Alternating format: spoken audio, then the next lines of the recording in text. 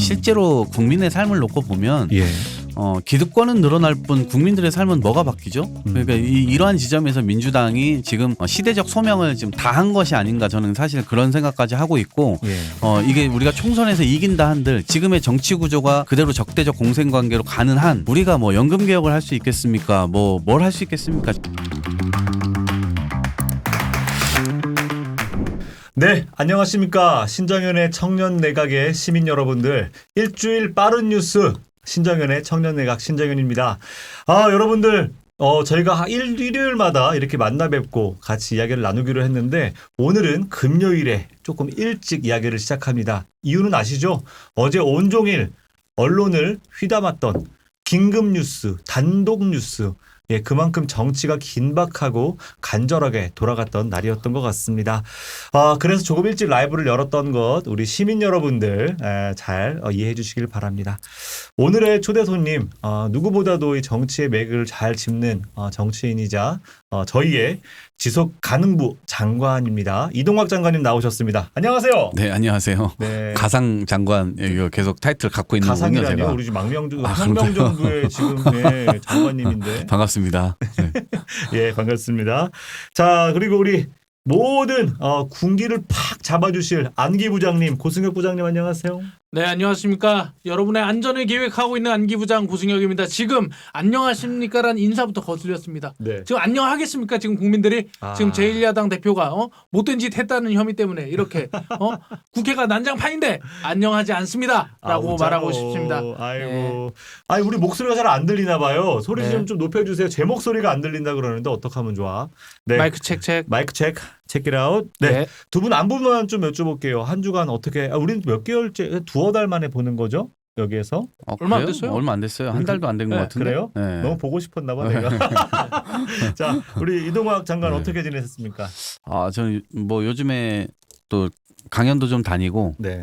그리고 이제 좀 책을 또 쓰고 있는 게 있어요. 그래서 책 좀 쓰고 있는데 좀 집중하고 있고. 내용 그렇습니다. 살짝 뭐 힌트. 제가 2017년부터 19년 말까지 코로나 딱 직전까지 세계 여행한 이야기 있잖아요. 그거를 이제 정리하지 못했는데 들어와서 제가 환경에 관한 내용만 정리를 해가지고 쓰레기책이라고 하는 걸 냈고. 네. 근데 이제 제가 원래 쓰고 싶었던 책은 요거였어요. 근데 요것도 이제 최종적으로 정리를 다 할 수가 없어서 지금 한 2권 정도로만 일단 나눠서 2권 정도로만 11월경에 이제 나올 수 있도록 목표로 네. 지금 이제 마무리 작업을 하고 있습니다. 책 기대되네요. 쓰레기 책도 아마 베스트셀러에 네. 들어갔는데 네. 나올 요거는 책도. 이제 저출산 고령화 문제가 전 세계적으로 어떻게 발생되고 있고 왜 발생되고 그것에 따라서 나타나는 각 사회의 갈등은 뭐고 예. 그걸 어떻게 해결하고 어떻게 해결하지 못했는지 뭐 네. 이런 것들에 대한 내용입니다. 재밌을 겁니다. 뭐 쓰레기 문제, 환경의 문제도 그렇지만 저출생, 인구에 대한 문제도 정말 인구 존립의 문제이기 때문에 하여튼 뭐 이동학 우리 장관님은 기후 위기 우리 대응을 위한 장관인 것처럼 정말 인간에게 필요한 일만 하시네요. 지속가능부 장관이라고 또 임명해 주셔가지고 그러니까. 저는 그런 일을 해야죠. 좋습니다. 조만간 책 나오면 또 네. 소개하는 자리 갖도록 하고요. 자, 이제 우리 딸바보, 예, 우리 안기 부장님. 저는 애를 낳았습니다. 제가 낳은 건 아니고 제 아내가 낳았지만 아무튼 예. 뭐 그 외에는 특이 사항이 없는 상황인데요. 저는 예. 저출산 문제를 분석하는 것보다 해결하는 데 앞장서겠다는 마음으로 애를 낳았습니다. 해결자로. 네. 낳으면 되지 않습니까? 좋습니다. 네. 저도 둘 낳았어요. 네. 3살, 1살. 예, 우리 화이팅 한번 할까요? 지금 지속 가능부 장관님이 제일 지속 가능하지 않습니다. 그러니까 아직도 결혼. 아유. 정말 정말 한남 예. 같은 소리 할 뻔하네요. 죄송합니다. 또 말할 뻔하다가. 예. 네, 좋습니다. 자, 이제 서로에 대한 환담 이 정도로 하고요. 첫 번째 이슈. 네. 이재명 체포 가결 혼란의 민주당입니다. 이재명 체포안 가결됐습니다. 뭐 앞서 제가 말했던 것처럼 모든 뉴스가 긴급 속보, 단독 보도를 달고 뉴스를 낼 만큼 어찌 보면 우리나라의 한국 정치사의 한 획을 긋는 중요한 이슈가 바로 어제 있었던 것 같은데요. 사상 초유의 야당 대표의 체포 동의안 가결 사건 영상을 먼저 보고 이야기를 해보도록 하겠습니다. 사 149표, 부 136표 가결되었음을 선포합니다. 가부를 가른 건 단 2표였습니다. 투표 직전까지 안개 속이었던 더불어민주당 이재명 대표에 대한 체포동의안은 과반을 간신히 넘어 가결됐습니다. 가결을 당론으로 정한 국민의힘과 정의당 외에도 민주당 등 야권 의원 최소 29명이 이탈해 가결을 써낸 걸로 보입니다. 이재명 대표를 대신해 단상에 오른 박주민 민주당 의원은 검찰이 아무런 증거도 없이 이 대표를 구속시키려 한다며 부결을 호소했습니다. 영장을 한 장 한 장 꼼꼼히 읽어보시면 물적인 증거 없고 오로지 진술뿐이다라는 것을 아실 수 있습니다. 이어 한동훈 장관이 체포동의안 제안 설명회에 나섰습니다. 민주당 의원들께서 이 사안 자체가 증거가 없다고 주장하고 계시기 때문에 저는 국민들 앞에서 설명할 의무가 있는 겁니다.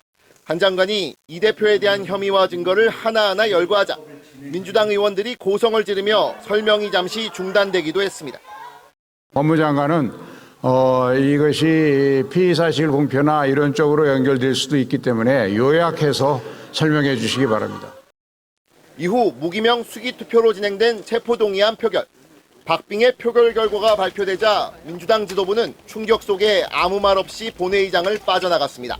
아, 예. 정말 뭐 정치를 하는 분들 사이에서는 충격의 도가니였다라는 이야기가 나올 정도였는데요. 정적수보다 딱 2표가 많은 숫자로 아슬아슬하게 가결됐습니다. 우리 이동학 장관님, 이 상황 예상하셨어요? 저는 이제 부결이 됐으면 좋겠다 이렇게 생각을 했었어요. 예. 네. 근데 이제 가결될 것 같다라는 이 얘기가 본회의 시작 전부터 굉장히 많이 들리더라고요. 그래서 그랬어요. 특히 예. 기자분들이 많이 얘기를 해주시더라고요. 네. 근데 왜 그러냐 봤더니 기자분들이 이제 이쪽 저쪽 다 이제 왔다 갔다 하면서 이야기들 다 종합해봤을 거 아닙니까? 네. 그거에 대한 감을 이제 이야기해 주시니까 음. 아 이게 가결이 되면 이게 저는 사실 좀 피하고 싶었던 게 분열이에요. 그러니까 이 분열을 안 할 경우에는 뭐라도 한번 해볼 기회가 생기는데 분열하게 되는 순간 아무것도 해볼 수 없는 게 생겨요. 왜냐하면 그렇죠. 지금의 한국적인 선거제도 하에서는 양당제 중심으로 가고 한쪽이 무너지면 한쪽이 그냥 팍 힘을 얻을 수밖에 없는 거니까요. 근데 그렇게 놓고 보면 저는 10월 달에 아 이게 뭐 이런 문제가 좀 그러니까 저 혼자 이제 좀 심취했는지는 모르겠지만 예.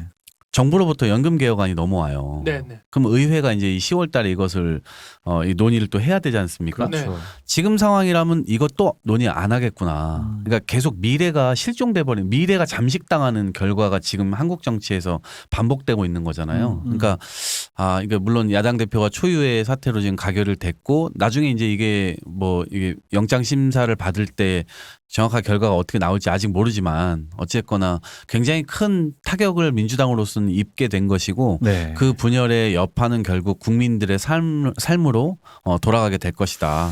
그런 점에서 굉장히 네. 좀 안타깝죠. 이제 곧 이어지게 될 어떤 연금 개혁의 문제나 또 예산의 문제, 특히나 민생 예산이라 그래서 정부가 놓치고 있는 중요한 민생 예산들을 민주당이 앞다퉈서 이걸 바로잡아줘야 되는데 그 역할을 제대로 못할 것 같다라는 걱정을 좀 해주신 것 같아요. 2월 표결 때보다 10표 정도가 찬성표가 더 나왔어요. 어떤 의미예요, 이거는? 근데 그때도 사실 경고의 의미로 예. 이재명 대표께서 이걸 받아들이고 예. 그것에 대한 이제 시정을 하기 위한 노력들을 좀 기울였어야 됐는데 예. 그것이 좀 부족했던 거 아닌가라고 하는 것이 그게 전혀 반영된 없었죠. 거죠. 네. 조치가 전혀 없었어요. 혁신이 하는 네. 꼬라지 보세요. 심지어 뭐 혁신이 제안도 안 받았죠, 거의. 네. 예, 안 받았던 주요 안들이 많았어요. 거의 안 받은 게 아니라 논의 예. 자체를 안 했죠. 안 그냥 했네요. 혁신안만 안 해요. 냈고 예. 그렇게 됐죠. 그러니까 이런 거예요. 지금 민주당이 예. 과연 이 상태로라면 정치를 하는 게 무슨 의미가 있냐. 그리고 지금 선거에서는 판단을 국민들께 구하는 것인데 예. 우리가 무슨 판단받을 만한 어떤 시험 문제를 풀어가지고 그 시험지를 내보여야 되는데 그걸 지금 내밀 수가 없는 상황이잖아요. 이거는 뭐 공이 여당도 마찬가지고 정부도 마찬가지지만요. 예. 예, 그러한 차원에서 볼 때 어쨌거나 이재명 대표께서 이를테면 중간에 6월 달인가요? 대정부 네. 대정부가 아니라 그 대표 의회에서 연설을 대표 연설을 할 때 여러 가지 약속을 했잖아요. 그렇죠. 네, 그러한 지점에서 그것과 일관되게 행동을 했다라면 그리고 말도 그렇게 했었더라면 오히려 훨씬 더 국민들의 소구력이 좀 있었을 텐데 그렇죠. 그런 지점이 아니라 이제 조금 작은 쪽으로 가는 걸로 결정을 좀 해서 좀 바로 아쉽습니다. 그 지점인데 네. 체포 동의안 표결 하루 전날 이재명 대표가 약 2,000자가 넘는 분량의 체포 동의안의 부결을 요구하는 글을 올리셨잖아요. 아마 그것이 또 이번에 여러 가지로 아무튼 역풍을 일으키는 주요 원인이 됐다라는 의견들도 있어요. 두 분 생각 다 들어보고 싶은데 먼저 우리 기자님. 일단 소리가 잘 안 들린다고 하시니까 제가 최대한 크게 말하는데 잘 들리시는지 한번 확인 부탁드릴게요. 크게 네. 마이크가 그러면- 어디 하나만 켜져 네. 있는 거 아니에요? 그런가? 그리고 저는 그 생각이 드는 거예요. 민주당의 욕먹은 최고의 이슈가 뭘까요? 민주당이 무엇이 윤석열 정부를 만들었을까요? 뭘까요? 내로남불? 내로남불 제일 크죠. 정답이죠. 감사합니다. 내로남불 딱 네 글자로 민주당이 굉장히 많은 고통을 받았는데 이 절체절명의 힘든 상황에서 이재명 대표가 불체포 특권을 포기한다고 했다가 갑자기 나 체포당할 수 없다라고 말을 바꾸는데 그 번복의 여지와 과정이 굉장히 합리적이지 않고 납득되기가 굉장히 어려웠다 이런 생각이 들고요. 그리고 당내 화합을 본인이 주도했어야 되잖아요. 가령 이제 박광원 원내대표한테 뭐 잘해보자라고 했다는데 그러면 이제 비명계 의원들을 끌어안는 이런 화합의 제스처를 진작에 했어야 되는데 개딸의 뭐 협박과 폭력을 방치하고 혁신위에서는 또다시 또 손 내밀 생각 없다라는 걸 분명히 해놓고 위험한 상황 되니까 누워가지고 입으로만 포용하겠다라고 하는 모습이 과연 뭐 국회의원들한테도 그렇고 국민들에게도 진정성 있는 모습으로 비추었겠느냐고 제가 이렇게 소리를 치고 있습니다. 잘 들리시는지 댓글 한번 달아주세요. 네. 어떠세요? 요거에 대한 생각에 대한. 저는 이제 그 마지막에 던진 그 메시지로 인해서 판단이 달라지진 않았을 거라고 봅니다. 애초에 그런 판단을 뭐 30명 내지는 40명 정도가 그런 판단을 이미 하고 있었고 그건 굳혔다. 근데 그 메시지로 인해서 뭐 달라질 건 없었다고 보고 다만 이재명 대표께서 오히려 가결해달라. 내가 떳떳하게 영장실질 심사를 받으러 가겠다. 이렇게 메시지를 내고 당은 부결 노력을 계속하고 그랬었더라면 가결된 이 상황 속에서 이재명 대표의 운신의 폭은 훨씬 더 넓어졌을 거다 이렇게 봅니다. 왜냐하면 본인의 말을 일관되게 이야기하고 그걸 또 지키기 위해서 노력하는 그 과정 자체가 국민들에게는 당연히 이제 그런 것들은 이제 평가될 수밖에 없는 것이고 실제로 이제 이렇게 됐을 경우 정면 돌파를 이제 선택한 것으로 이제 해석이 되면서 실제 영장 실질 심사를 받으러 갔을 때 거기에서 이제 기각이라고 하는 결과를 받아갖고 오면 그것이 이제 굉장히 검찰이 또 굉장히 역풍으로 갈 수 있는 거 아니겠습니까? 그렇죠. 네. 저희 근데 소리가 너무 안 들린다고 하니까 조금 어떻게 확인 좀 조치를 부탁드립니다. 하고 진행을 하는 게 좋지 않을까요? 입 모양만 보인대요. 네. 입 모양만. 지금 안 들린다고 하시니까 자, 안 들리는 여러분들을 위해서 마이크 테스트. 들리세요? 들리면 댓글 써주세요. 안 들리니까 댓글을 못 쓰나? 그런데요. 안 들리면 댓글을 못 쓰는구나. 심지어 들리냐고 물어보는 것도 안 들리는 상황이에요. 네, 그럴 수 있지 않을까? 지금은 잘 안 들려요가 아니라 한번 쳐보세요. 안 그냥 들린다고. 쳐보면 되겠다. 네. 들리세요? 들리세요? 우리가 이렇게 침묵 속에 토론하는 게 과연 대한민국 정치권 같지 않습니까? 20%더 올려달래요. 정확히 아주 구체적인. 퍼센테이지까지.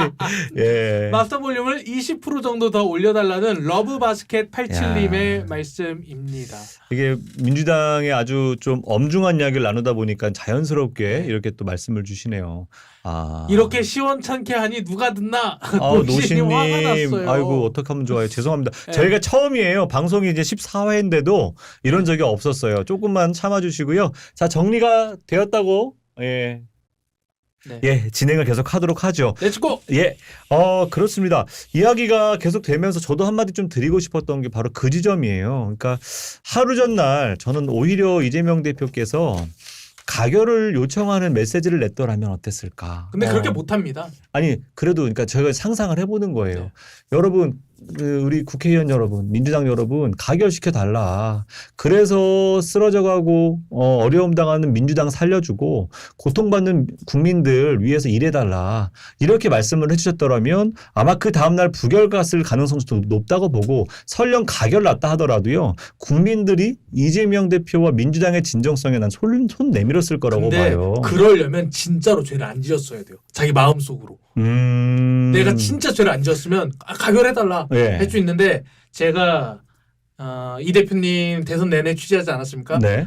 취재원과의 이런 그런 취재 결과를 종합했을 때 예. 모종의 문제가 있었던 거는 사실이고 그게 네. 이제 대표 개인 책임은 아니더라도 이번에 네. 김용 씨 또 들어갔잖아요. 네, 네. 최측근. 네. 그러니까 그 관부 내부에서 문제 자체가 없었다라고는 본인도 주장하기 되게 어려울 거예요. 하지만 그럼에도 불구하고 끊임없이 본인이 영장 실질심사 받으러 가겠다라고 강조했던 것은 자신이 있으니까 그랬던 거 아닙니까? 6월에도 그랬고 그 전에도 체포동의안 뭐 들어오면 무조건 뭐 당당히 가겠다 했던 근데 건데. 전날 갑자기 못 가겠다고 하는 게 예, 왜 예. 그렇겠습니까? 그러니까 제가 그래서 말 마무리하고 싶은 게 뭐냐면 그 말 한마디로 당원들도 분열의 씨앗으로 작동을 해버렸고 국민들도 등을 돌려버리게 되는 악수 중에 악수가 된 것 같아요. 이동학 우리 장관님 어떻게 생각하세요? 네, 저도 이제 같은 관점에서 이제 그랬던 예. 거죠. 결과가 똑같다 하더라도 그 예. 과정에서의 이재명 대표의 태도를 가결로 해달라라고 저는 오히려 이제 이재명 대표의 판단도 그렇고 이걸 전략 단위에서의 당 판단이 왜 이런 방식으로 대표와 민주당을 스스로 이렇게 좀 좁아지게 만드는 결정을 내리지? 네. 네, 이제 이런 것에 대한 이제 문제 인식이 좀 있었고 그래서 저도 어제 글을 올리긴 했는데 저는 어쨌든 결과적으로 분열은 막아야 된다라는 생각이기 네. 때문에 이제 어쨌든 부결표를 던져야 된다라는 네. 입장이고 저도 그 자리에 있었으면 전 부결표 던졌을 겁니다. 네. 그런데 이거를 디자인하는 과정 자체는 이게 전혀 하등 대표에게도 도움이 되지 않았고 예. 예, 당에도 도움이 되지 않았다. 그래서 앞으로는 지금 일단 하나를 잃을 걸 지금 거의 2개, 3개 지금 잃어버린 상태거든요. 이거를 예. 만회하려면 이게 뭐 어떤 걸로 이걸 만회할 수 있을지 모르겠어요. 만회하나 어쨌든 진짜로 이 재판장에 갔을 때 예. 판사가 만약에 이거를 구속하는 결과를 만약에 낸다 그러면 지금 어제의 결정은 저는 끝이 아니라 이제 시작이다. 근데 네. 그 시작치고는 굉장히 무거운 발걸음인 거죠. 네. 그리고 그 생각도 들어요. 그 이재명 대표가 박광원 원내대표를 만나서 아무튼 이제 비명계랑 화합해서 잘 묶고 가겠다 이런 네. 식의 메시지를 냈는데 같은 시간에 강의원 선생님 계시잖아요. 이재명 대표님 최측근. 예, 최측근이죠. 그분께서는 가결표 던진 사람들 다 색출해서 응징하겠다라는 식으로 유튜브 방송을 살생부. 예. 했단 말이죠. 그러면 어떤 사람들이 이재명 대표의 화합이나 이런 메시지에서 공감대를 느낄 수 있을까요?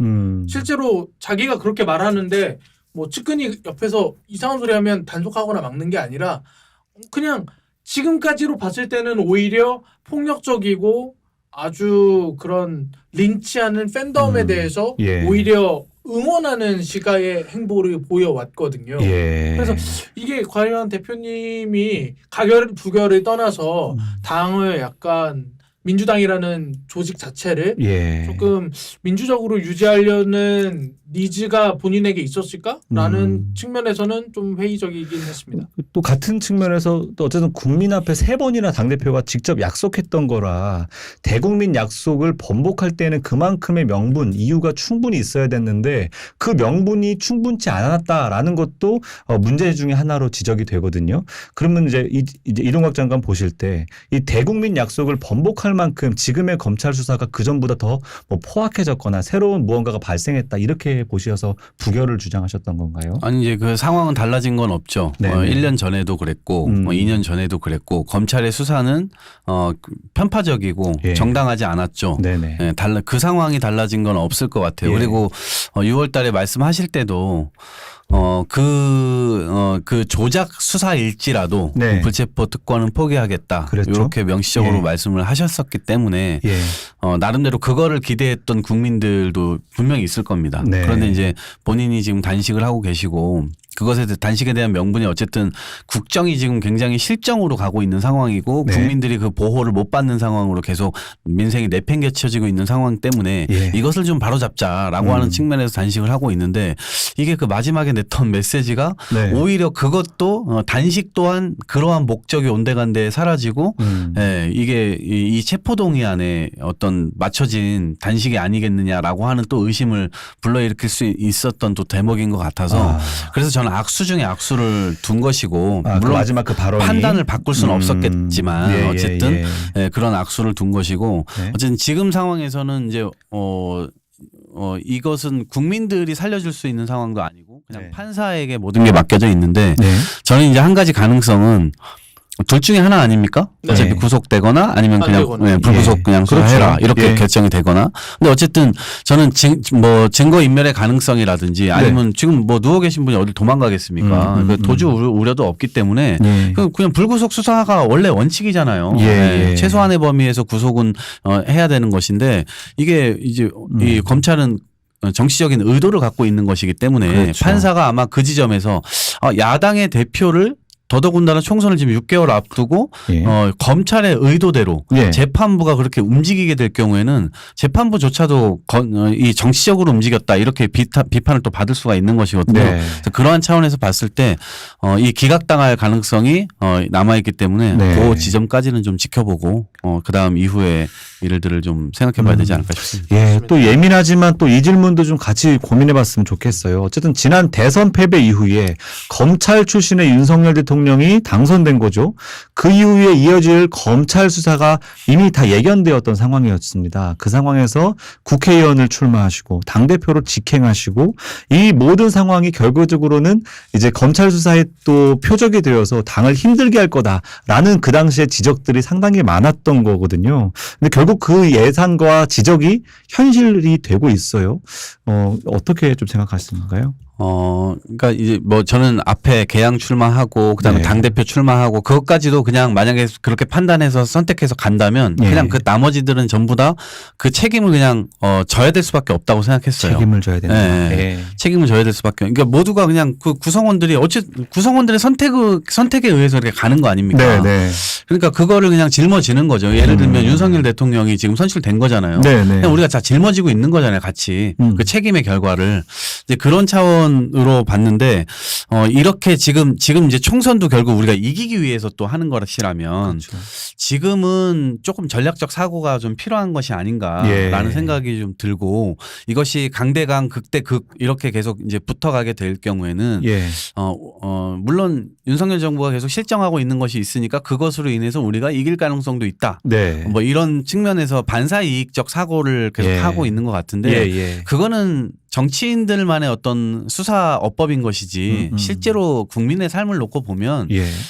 기득권은 늘어날 뿐 국민들의 삶은 뭐가 바뀌죠? 그러니까 이러한 지점에서 민주당이 지금 시대적 소명을 지금 다 한 것이 아닌가 저는 사실 그런 생각까지 하고 있고 예.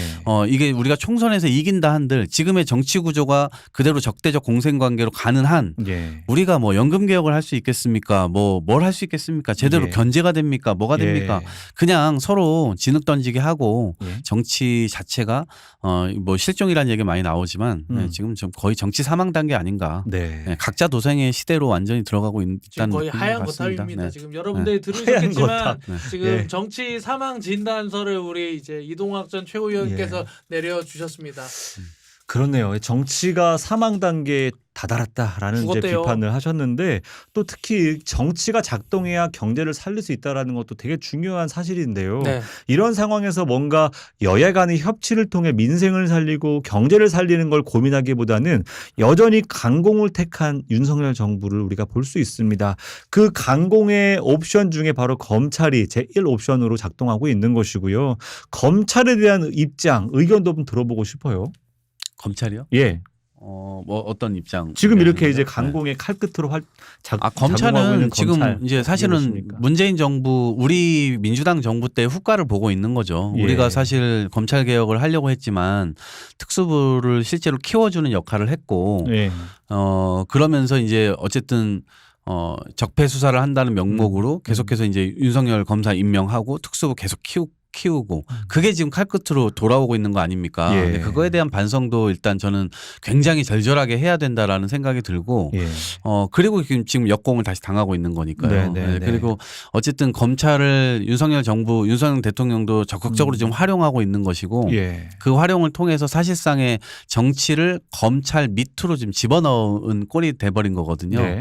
이제 검찰이 정치를 사실상 지금 좌지우지하고 있는 상황이에요. 그러니까 정치인으로서 직업적 윤리, 책임 윤리 이런 것들을 가진다 한들 네. 여기서 뭘 결정할 수 있는 거지? 그냥 다 목줄이 지금 다 검사들 손에 달려 있는 것인데 예. 이런 상황이다 보니까 민주당도 무기력할 수밖에 없고 정치 자체도 무기력할 수밖에 없다. 예. 저는 그리고 예. 그 민주당이 굉장히 반성해야 될 포인트 중에 하나는 검찰 독재라고 하고 검찰이 잘못됐다고 하는데 검찰한테 칼 쥐어준 건 민주당이거든요. 네. 가령 민주당이 자체적으로 정화 능력이 뛰어나서 이재명 대표 대선 진 직후에 뭐 국회의원 출마를 막았다거나 아니면 김남국 의원 관련해서 징계를 했다거나 뭔가 제대로 민주당 내부에서 일어나는 일을 민주당이 정화하는 기능이 있었으면 이걸 이 민주당의 운명을 검찰 손에 처분할 수 있게 내어주지도 않았을 거예요. 네. 민주당에서 징계한 사람을 검찰이 재징계한데 정치적으로 무슨 의미가 있겠습니까? 그때부터는 그냥 뭐 그런가 보다 하고 넘어가는 건데 이거를 계속 민주당이 자체적으로 해결 못하고 검찰 손에 준 거는 검찰 독재라고 비판을 하지만 결론적으로는 민주당의 자정 능력이 상실됐다라는 거를 보여주는 거라는 생각이 많이 들고 있습니다. 그리고 뭐 검찰개혁 얘기도 하셨지만 저는 요새 사람들이 지나가면서 하는 말로 창조경제 때 살기 좋았다 이런 얘기예요. 네. 아니 그러니까 검찰개혁을 한다고 우리 무슨 삶이 나아집니까? 네. 민생 얘기하는데 뭐 홍범도 흉상을 철거하면 내 삶이 나아집니까? 근데 문제는 문재인 정부도 윤석열 정부도 국민의 삶이 나아지는 거에 대한 명확한 비전이나 이런 거 없이 굉장히 특이한 이슈에 자기들한테만 영향을 미치는 아주 특이한 이슈에만 매몰돼 있죠. 라는 생각이 들었습니다. 정말 이 경제, 민생, 삶을 책임지는 정치는 실종되었다라는 것이 이제 두 분의 공통된 의견이지만 또 한편으로는 민주당 스스로가 검찰에게 뭔가 뭐라 그래야 되나요? 목줄 잡힐 근거를 내어준 것도 잘못이다라는 거는 이제 우리 안기 부장님의 또 입장이기도 했어요. 자, 어저께 장면으로 돌아가 보겠습니다. 한동훈 장관의 제안 설명 다들 기억하실 거예요.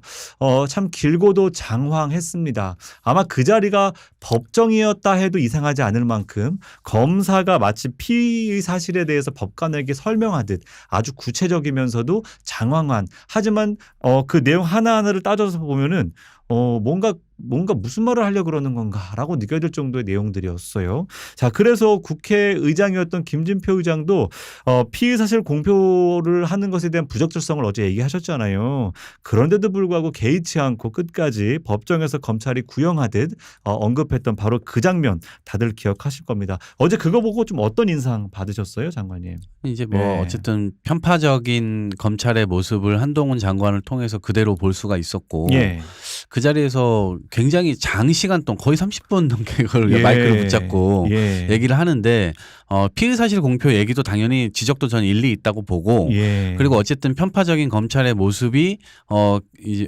국회에서 계속해서 이제 이렇게 나오고 있다는 것 자체가 굉장히 서글픈 모습이었어요. 그리고 현실적으로 그리고 그것을 이제 막 문제 제기를 하는 민주당 의원들 큰 소리 치고 이러고 있었는데 그걸 또 제지하는 국회의장님의 모습도 그 원래 그 양쪽 간사 간의 합의를 원내대표 간에 합의를 했었던 사안이거든요. 그러니까 설명하고 그다음에 이것에 대해서 또 반대 토론하고 이런 것들이 합의됐었던 것인데 근데 또 시간을 그렇게 길게 거기다가 거기 명확한 증거 그냥 확정 판결 난 증거도 아닌데 한동훈 장관이 읽었던 여러 가지 내용들이 확정되지 않은 내용들 그러니까 재판으로 확정되지 않은 내용들도 막 거기다가 대고 막 얘기를 해버리니까 실제로 이게 국민들께서 느끼시기에는 확정 판결 저거 난 건가? 이렇게 또 오해를 주실 수도 있고 그러니까 과도하게 그러니까 뭐 예를 들면 5대 정도 맞을 일을 거의 한 50대 정도 맞는 이 크기로 이제 민주당에서는 받아들일 수밖에 없는 거 아닙니까? 그렇죠. 그래서 그런 차원에서는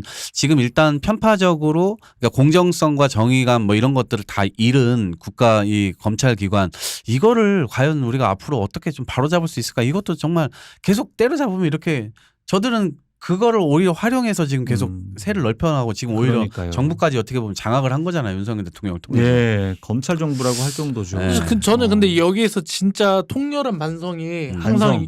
민주당이 필요하다고 그러니까 생각해요. 계속 도돌림표니까 우리가 비판을 해도 계속 배치기. 도돌림표에서 왜냐면 째고 박근혜 탄핵 이후에 정말 그 새누리당 없어지는 줄 알았어요. 저도 그랬죠. 보수 괴멸이라고 네, 했으니까요. 없어지는 줄 알았어요. 예, 근데 예. 아주 화려하게 살려준 거는 사실 민주당 정부예요. 민주당 그리고 정부죠. 네. 아시다시피 법무부 장관이 이렇게 정치적 플레이어를 할 수 있는 이유는 전례가 있기 때문입니다. 조국 추미애 박범계 예. 문재인 정부에서 법무부 장관을 정치적 플레이어의 수단으로 이용을 했어요.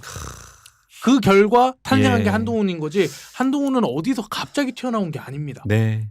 그래서 이런 부분에 대해서 마냥 비판만 하기보다는 조금 그 민주당에서 새로운 비전을 예. 내놓는 방향으로 좀 비판을 해야 맞지 않을까라는 생각이 좀 들고 있습니다. 예, 맞습니다. 그러니까 우리 안에서의 통렬한 자성, 비판 그리고 성찰들이 필요하다라는 말씀은 뭐 저도 통감하는데 그럼에도 불구하고 한동훈 장관이 하는 말 속에는 너무 지나친 정치 개입들이 있어요. 어제 같은 경우도 통상 법무부 장관은 6분에 7분 정도의 그 입장 발표를 하는데 거의 1시간 분량을 들고 왔다는 거 아닙니까? 18장을 들고 왔다는 그러니까요. 대단한 난 사람이 아니 그리고 대통령 하고 싶은가 봐요. 예, 거기에 대한 사실만 요목조목 짚어서 설명하면 될 사람이 이런 표현을 씁니다. 핵 위협을 자행하는 북한을 상대로 이런 표현을 써요. 그러니까 이게 남북 관계 대북 정책에 있어서는 법무부 장관이 뭔가 묘사하고 형용하지 않아도 될 문제를 이렇게 뭔가 윤석열 정부의 대북 정책 개념을 그대로 들고 와서 이전 정부까지 했던 대북 정책에 대한 비판까지 녹여냅니다. 이게 정치죠. 이게 어떻게 법무부 장관이에요. 그래서 저는 참 어제 보면서 이 사람 정말 여당 대변인으로 가셔라 제발. 그 그러니까 자리 말고. 이게 계속 도돌이표가 되는 게 그러면 네. 나온 질문이 아니 추미애는 네. 이렇게 나오니까 예. 이게 비판이 안 먹히는 거예요. 어떻게 하면 좋습니까? 저희 단지 탈당해서 얘기해야 되는 거예요. 뭐예요? 아니 그래도 어쨌든 지금 비판할 건 비판은 해야 그렇죠. 되는 거예요. 그 당시에 있었던 거 반성하는 거 저도 중요하다고 보고요. 자, 그래요. 지지자 또 당원들의 반발이 거셉니다. 그 결과 때문인 것 같아요. 어제 영상 다들 보신 분들 있을 거예요. 지하철에서 막 지하철 문을 뭐 밀어서 경찰대가 대치하면서 파손되는 일도 있었고 무서워요. 몇 분은 아예 국회로 막 이제 뛰어넘어서 잡혀서 또 나가시는 분들도 약간 있었습니다. 그 좀비 영화처럼 엄청 무서워 보였어요. 예, 저는 뭐 2020년인가 그때 트럼프 대통령 그 대선 불복 때 백악관으로 막 뛰어들고 이런 것들 좀 상상했었는데 그때 백악관이 아니라 그 네, 국회죠. 네. 미국 국회. 자, 그러다 보니까 최근에 오늘 계속 돌고 있는 게 바로 찬성했을 것 같은 의원들의 명단이 이렇게 열심히 돌고 있어요. 표결 이후에는 일부 지지자들의 어떤 강렬한 저항으로 인해서 정치가 지나치게 이제 오히려 민주주의를 무너뜨리는 상황까지 몰고 가는 거 아니냐라는 비판도 있는데 어제 그거 보시면서 좀 어떤 느낌 드셨어요? 아니 이제 뭐 그런 분들은 사회에 늘 있잖아요. 예. 일단 뭐 이렇게 뭐 화가 나고 이러면 당연히 이제 그거는 우리가 넘어가서는 안 되는 선이죠. 그런데 네. 이제 그 일순간 어쨌든 그 화를 참지 못하고 또 그렇게 우리 사회가 정해놓은 여러 가지 이제 시스템 원칙 뭐 이런 것들이 있는데 그걸 이제 살짝 네. 넘어가시는 분들도 그렇죠. 그러니까 한편으로 이해가 안 되는 건 아니에요. 왜냐하면 어쨌든 당이라고 하는 것은 동지적 관념에서 실제 네. 한 군데를 보면서 나아가야 되는 그런 관점에서 봤을 때는 그것을 동의하기 어려운 사람들의 어떤 행동이라고 이제 볼 수가 있는 거죠. 그렇죠. 근데 또 다른 한켠에서는 이제 저런 행동들이 이제 민주당 전체적으로 봤을 때 뭐 네. 완전 대표할 만한 행동이냐 그건 아닙니다. 그건 근데 아니죠. 예. 나름대로 아직도 건강한 생각들 그래도 민주주의를 우리가 만들기 위해서 노력해왔던 정당이고 그렇죠. 그 안에서 우리가 말과 행동을 어떤 방식으로 해야 될지 근데 그 부분들에 대해서도 지금은 이제 하루 이틀 지나고 나면 아마 저런 분들도 이제 다시 뭐 이렇게 지적하는 내용들도 나올 수 있고 저렇게 해서는 안 된다 이런 예. 내용을 다시 건강한 목소리도 좀 다시 나올 거라고 보고요. 맞습니다. 한동안 영장 심사 어쨌든 지금 명절 전에 이제 한다고 오늘 나왔는데 이게 예. 연기될 가능성도 있는 거거든요. 근데 그 시점까지는 한동안 어쨌든 지지자들을 중심으로 해서 이 성난 상황이 예. 그때까지는 가지 않을까 싶습니다. 예, 뭐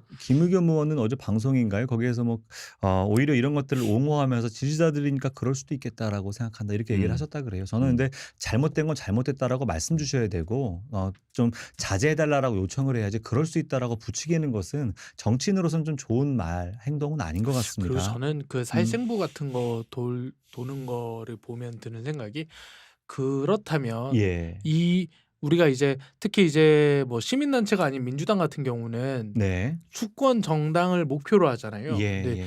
이렇게 살생부를 만들고 돌리고 이런 사람들을 용인하는 거라면 예. 뭐 여당이 되면 블랙리스트 만들 수 있지. 랑 크게 차이 없는 생각이라는 생각이 들거든요. 예. 그래서 이런 부분은 좀 민주 정당이라면 좀 생각을 다시 해봐야 되는 포인트가 아닌가 예. 생각도 들었습니다. 그러니까 오히려 그런 행동들이 네. 지금의 대표를 더 소외되게 만드는 거예요. 오히려 더 소외되게. 쪼그라들게 만드는 거죠. 그러니까 주변에서 이재명 대표를 위해서 하는 일이라고 하는 그 언행들이 예. 대표에게 도움이 안 되는 것 같아요. 제가 볼 때는. 오히려 막 절거미들 떠미는 느낌. 오히려 그냥 더 쪼그라들게 만들고 예. 더 이게 구석으로 밀고 이런 느낌이어서 오히려 이재명 대표를 활용해서 본인 정치를 하려고 하는 게 아닌가 저는 너무 서글퍼요. 이런 현상들을 보면. 그래서 저도 그 느낌 비슷하게 그럴 수 있을 받았는데 것 같아요. 이재명 대표의 정치를 지지하고 좋아서 따르는 분도 있지만 자기 정치를 위해서 지금 이재명 대표를 이용하고 있다라는 자꾸 그런 뭔가 의심적인 생각들이 들어요. 저는 그런 게 좀 답답했고 비슷한 마음입니다. 자, 그리고 잠깐 우리 댓글 좀 몇 개 읽어보도록 할게요. 재미난 게 좀 올라온 것 같은데 방금 이야기에 대한 얘기 밑에 거부터 보죠. 뭐 담 넘는 정도의 불만 표시도 못하면 민주주의 맞나? 불만 표시가 지나쳐 법을 어겼으면 처벌받으면 되는 거다. 실제로 그래서 벌 예. 잡혀갔다고 예, 하는 예. 분들도 저는 계시고. 담 정도는 누구 예. 때린 거 아니고 예. 담 정도는 뭐 넘을 수 충분히 있다. 뭐 시민들 입장에서 다만 정치인이 그걸 자꾸 종용하면 안 된다. 저는 그 말씀드린 거고요. 예. 예, 또 하나 읽어볼까요? 그리고 요것도 예, 눈에 그거 들어오네요. 재밌네요. 뭐 한동훈 장관이 조국 추미애도 그랬다 이러면 둘 다 잘못된 거잖아. 이게 나와야 되는데 네. 거기서 논쟁이 멈춰버린다. 이게 아까 이동학 최고님이 네. 이동학 장관님이 말씀하신 예. 정치의 사망 선고거든요. 가령 그러니까 제가 내불남불이에요. 그러니까 예. 네가 잘못했으면 내가 잘못했으면 잘못한 거야가 아니라 너도 잘못했잖아. 예. 그러니까 둘 다 그럼 잘못한 길로 나아가겠다라고 이렇게 정리가 되는 거죠. 예. 그래서 이게 우리 사회가 정해놓은 원칙이라는 게 있잖아요. 네. 그러면 너든 나든 이 원칙이라고 하는 걸 지키면서 그 원칙을 어겼을 때는 사과하고 잘못했다고 하고 바로잡겠다고 하고 가는 게 그렇죠. 그게 정치에서 해야 될 일이에요. 그런데 지금 서로의 어떤 악감정, 분노, 증오 이런 것들이 굉장히 그 마음들이 커지다 보니까 예. 사회 원칙이 형해화되고 스스로가 그걸 무너뜨려 버리는 결과가 이제 초래된 거예요. 그래서 네. 무슨 수를 써도 이기기만 하면 된다. 근데 예. 나중에 되면 그 이겨도 이긴 게 아닐 겁니다. 우리가 만들려고 하는 세상 자체가 점점 더 멀리 가고 있다는 걸 느꼈을 때는 이미 늦을 때예요. 그러니까 엄청 심플하게 네. 뭐 엄청 심플하게 입시 비리를 하면 안 된다 이렇게 편안하게 하면 될 말을 네. 뭐 조민 입시 비리 나오니까 정유라도 그랬잖아. 어. 정유라도 막 얘기하잖아요. 서로가. 조민 네. 그랬다. 그러면 정유라와 조민이 서로 입시 비리를 너도 했고 나도 했으니까 아무 문제 없다라는 주장을 하는 거예요. 그럼 예. 입시 비리가 문제가 없는 세상이 되는 겁니다. 여야가 합쳐져서. 그러니까 이런 거네요. 그러니까 입시 비리 문제를 가지고 정치가 논쟁을 하면 다 대안을 내놓고 시대 정신에 맞춰서 뭔가 결과를 내놔야 되는데 정유라냐 조민이냐 이거 가지고 싸움 붙고 있으니까 너도 했잖아. 그러니까 결과는 없이 논쟁만 남는 그걸 이동학 장관이 말씀하신 것 그러니까요. 같아요. 훌륭하신 분입니다. 예. 지속 가능한 정치를 장관이라고 하니까 좀 부담되네요. 그래요? 한동훈 장관도 있는데. 뭐 그래서 부담되는 거예요? 네. 저는 여기 총통입니다. 그러니까 걱정 안 하셔도 돼요. 더 부담스러운데. 그래요? 네, 좋습니다. 자, 이제 여기에서 마지막 단계가 바로 영장실질 심사죠. 그래서 그 결과만 코앞에 두고 있습니다. 혹자는 이걸 기각을 받게 되면 이재명 당대표는 이제 다시 마치 이제 반지의 제왕처럼 이렇게 회군하게 되는 거죠. 예, 그래서 그런 상황이 올 수도 있다라는 측면에서는 이거 마치 구속된 게 아닌데 구속된 것처럼 걱정하시는 분들에게는 그런 상황도 있다라는 얘기들을 많이들 하세요. 그럼에도 불구하고 요 사태까지 온 것에 대해서는 또 이재명 당대표의 본질적인 리더십에 타격을 받았다라고 말씀하시는 분도 있고요. 자, 그런 또 혼란 속에서 어제는 원내대표단과 사무총장까지 다 사퇴했죠. 예, 모두 사퇴를 표명했습니다. 그러다 보니까 이제 앞으로 민주당은 어느 방향으로 갈 것이냐 이것에 대한 많은 분들의 궁금증이 있는데 자, 민주당에서 20년 넘게 몸을 담궜던 이제 골수 중에 골수 이동학 우리 장관께서는 앞으로 좀 점친다면 이제부터 총선 전까지 민주당은 어떻게 될 것이고 어떻게 나가야 한다라는 좀 대안까지 좀 말씀해 주세요. 와 골수의 말씀. 골수. 아니 그러니까 예. 2015년도 16년도도 분열의 시간이었어요. 네. 근데 분열의 시간을 겪었고 2016년도 이후로부터 우리가 이제 통합의 흐름 이 시간으로 들어왔었거든요. 네. 그리고 문재인 정부를 거쳤고 거대 이제 여당이 됐었고 지금 이제 야당이 됐고 근데 지금으로 보면 약간 분열의 시간으로 들어간 거 아닌가라는 생각이에요. 저는 이제 우리가 노무현 정부 때부터 보게 되면 열린우리당부터 보게 되면 원래 분열돼서 이제 열린우리당이 만들어진 것이고 그 이후에 보게 되면 열린우리당 때의 기억을 더듬어 보면 당시에 당대표 이 지도부가 임기가 평균적으로 아마 한 3개월, 4개월 정도밖에 안 됐을 거예요. 네. 거의 한 20번 넘게 그 지도부가 계속 바뀐 그렇죠. 상황이었거든요. 맞아요. 비대위 들어오고 그 비대위가 물러나서 또 비대위 들어오고 비대위 오브 비대위 오브 비대위 오브 비대위 계속 그렇게 이제 갔어요. 그러니까 예. 당이 정리가 안 됐던 상황으로 계속 갔어요. 그리고 그 결과 대선 이제 지고 그다음에 총선도 졌죠. 근데 그 상황에서 그래서 80석으로 쪼그라들고 그랬죠. 이제 그랬던 역사들을 겪어왔기 때문에 아 드디어 우리도 이제 통합의 어떤 이 상황으로 가는구나라고 하는 측면이었는데 최근에 이제 들어서 아 이게 다시 분열의 시간 이게 파동으로 따지면 이렇게 왔다 갔다 하잖아요. 예. 여기서 이제 내려가고 있는 거 아닌가? 여기에서 예. 이제 관리를 좀 잘 할 필요가 있겠다 예. 싶은 건데 이게 어쨌든 원칙이 있어야 돼요. 음. 기본적으로 국민들이 정치에 기대하는 거, 민주당에 기대하는 그 원칙을 기본적으로 세워놓고 예. 그 원칙 속에서 우리가 움직이면서 논쟁을 해야 됩니다. 그렇죠. 근데 그 원칙을 벗어나는 순간 사실 이 분열은 왜냐면 각자 도생이라고 하는 것은 자신의 이해관계만을 생각하게 되면 네. 결국 원칙에는 동의를 하면 되는데 그 원칙에 동의하는 순간 내 이해관계가 약간 손해를 보게 되면 그게 우선시 되게 되면 예. 그건 깨지게 돼 있는 깨지는 거죠. 저는 그냥 네. 그냥 옛날 타임테이블을 한번 읊어보면 좋을 것 같습니다. 음. 그 이동학 장관님과 제가 처음 만났을 때 바로 2015년 새정치민주연합 그 시절 옛날? 바야흐로 새정치민주연합 시절 6월에 혁신위가 생기고 네. 12월에 당대표가 내려놓고 1월 달에 분당했습니다. 음. 지금 6월에 혁신이 시작했고 12월 곧 올 텐데 예, 예. 당대표가 뭐 옥중국전하지 않을 거면 약간 흔들릴 가능성이 있고 아마 1월 달에 나뉘지 않을까 하는 게 바로 과거의 설리에 비춰봤을 때 가능한 시나리오 중에 하나라고 근데 요 생각이 시나리오를 됩니다. 돌이켜서 또 보면 아까 중요한 얘기 하셨는데 분열되는 건 나쁜 건 아니에요. 분열이 반드시 나쁜 거다라고 보진 않아요. 근데 원칙이 세워지고 원칙을 중심으로 분열될 수 있는 상황에 간다면 분열을 선택할 수도 있는 거죠. 자, 그랬을 때 우리가 소위 말하는 분열은 곧 분당을 말하는 걸 텐데 어떻게 보세요? 그러면은 분당의 가능성, 그 원칙이 무엇인지 정확하게 설명을 좀 주시면 좋겠고 그 원칙에 따라서 분당 가능성도 있다고 보시는지. 아니 이제 분당을 하게 될 경우는 당연히 모두가 참담한 결과를 맞이하게 네. 될 겁니다. 네. 그러니까 특히나 수도권이라고 하는 곳은 우리가 민주당이 그렇게 밭이 좋지 않아요. 왜냐하면 지난번 우리가 3번 연속 큰 선거에서 졌잖아요. 네. 근데 늘 우리가 분위기 좋다, 우리는 이길 수 있다, 늘 이렇게 오만하다가 네. 3번 다 진 거거든요. 지금도 오만해요. 지금도 네, 3번이나 졌는데도 여전히 오만하. 우리가 잘하는 거 없고 다 반사 이익으로 다 가고 있는 것인데 네. 여전히 오만하단 말이죠. 그러면 저쪽에서는 이제 뭐 확실하게 진짜 뭐 개혁을 하든 혁신을 하든 어떤 모양새든 물론 지들이 못하면 우리를 굉장히 혁신이 어려운 형태 그리고 사법 마술을 걸어놓고 네. 얘네들은 아주 법적으로 나쁜 놈들 네. 이렇게 이제 이미지화를 고착화시키게 되면 결과적으로는 저쪽에 또 그냥 분열되는 순간 저쪽에 다 승기를 내주게 되는 거죠. 그럼 분당 자체는 네. 반대하시는 입장이네요. 어쨌든. 그러면 하고자 하는 것을 할 수가 없어요. 정치는 어쨌든 이겨야죠, 이겨야 총선에서. 되는 거잖아요. 예, 예. 예. 그런 관점에서 선거 제도가 지금 양당제만으로 귀결되도록 되어 있습니다. 예. 그렇기 때문에 저는 양당이 이거는 합의할 수 있을 것 같아요. 양당이 국민의힘하고 민주당하고 16년도 때 룰인 병립형으로 선거제도를 돌리자. 네. 이렇게 하면 지금은 연동형 비례제라고 해가지고 47석이 이제 그 의석이 생기게 되잖아요. 예. 예, 비례대표 의석수를 만들 수 있는 제3정당, 제4정당이 나올 수 있을 만한 토양이 되는데 네. 지금 이제 그것마저도 사실은 양당이 이렇게 해가지고 다른 어떤 선택지가 나올 수 없도록 연말 정도에 가면 그거를 또 합의할 것 같다.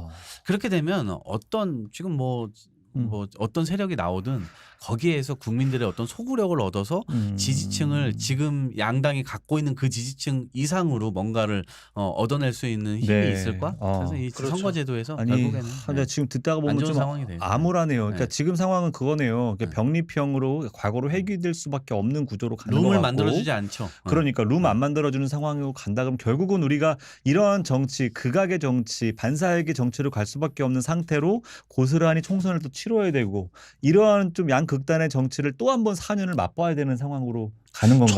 저는 이동학 장관님 의견에 전적으로 동의를 합니다. 네, 그렇게 될 네. 것 같다고 생각하는데 아. 그래도 우리가 너무 슬픈 시나리오만 말할 수는 없잖아요. 그래서 예.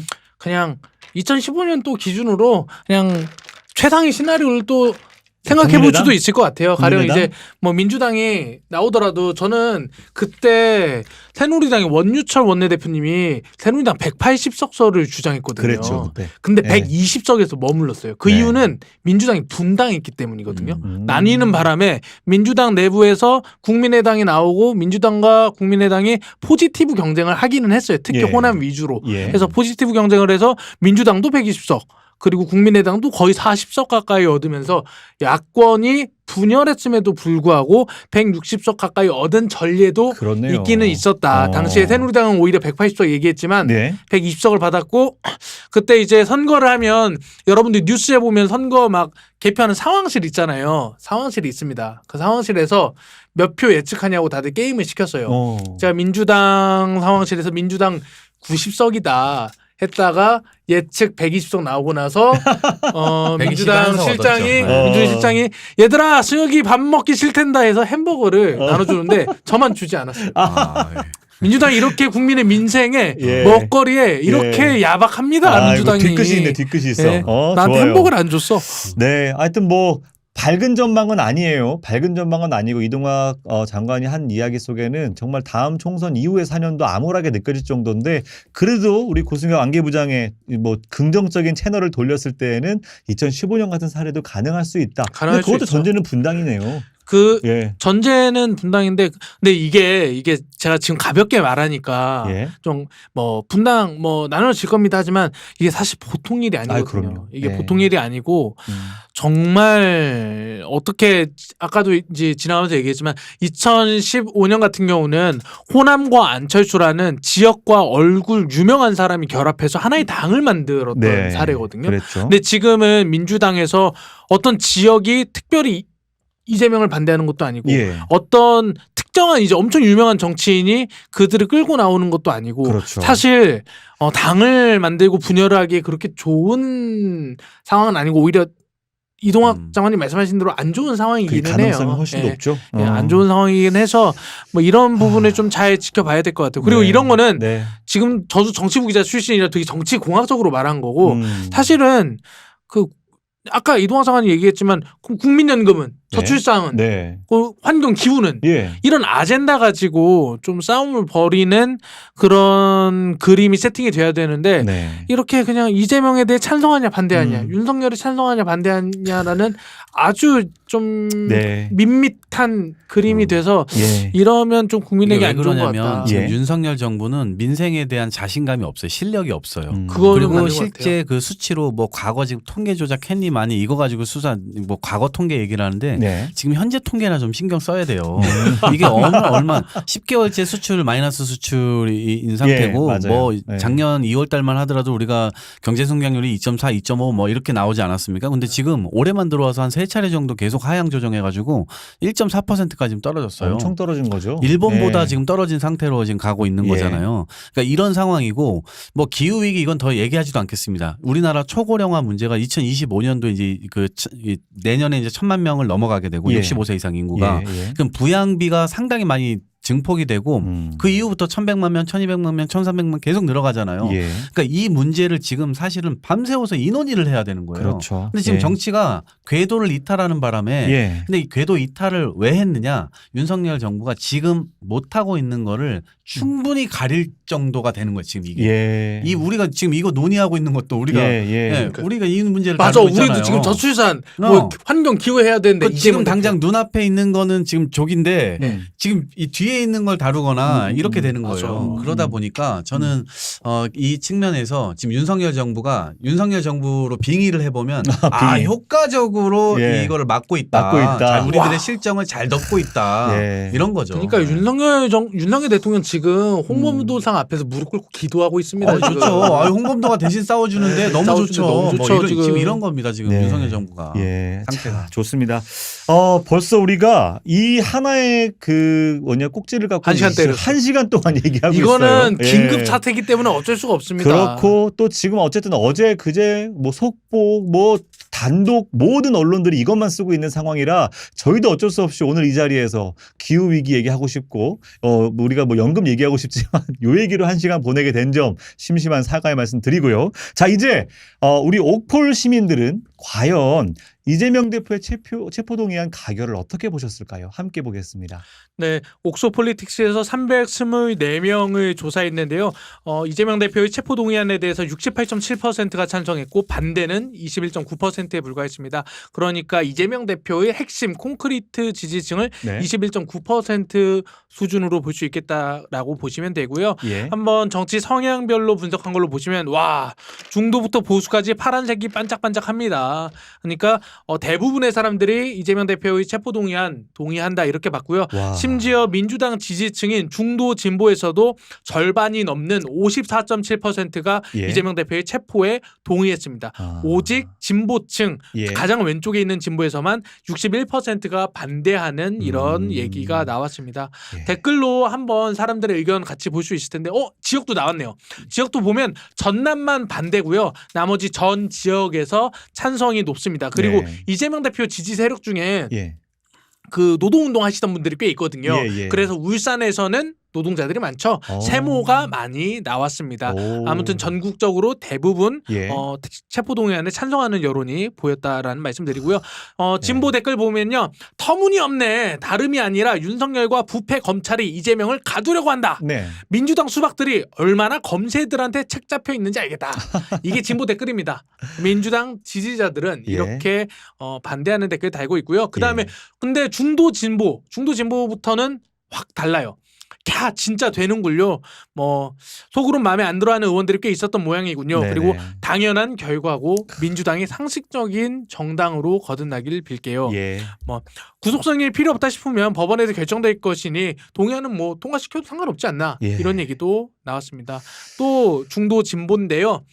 민주당의 미래를 위해서라도 이게 맞는 겁니다. 이게 아까 중도와 중도 진보에서 엄청 찬성이 높았잖아요. 그렇죠. 이게 우려하는 것과 다르게 네. 사실 중도에서는 굉장히 응원의 박수를 많이 보내고 있어요. 민주당에. 그래요. 예.